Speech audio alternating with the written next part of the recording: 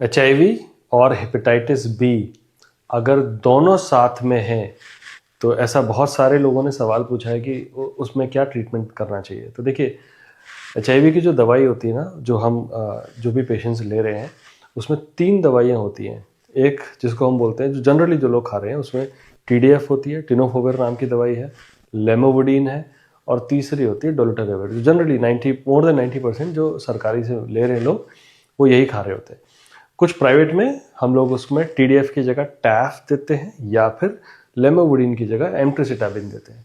Now why I am talking about this is because अगर आपको hepatitis B साथ में है HIV के, तो ये जो दवाई है जो आप HIV के खा रहे हो, ये बाय डिफ़ॉल्ट इसकी जो इनिशियल वाली 2 दवाई जो मैंने बताई आपको, वो हेपेटाइटिस बी का भी ट्रीटमेंट कर रही होती हैं। तो अलग से हेपेटाइटिस बी का ट्रीटमेंट लेने की ज़रूरत नहीं है जब आप HIV की दवाइयों पर चल रहे हैं।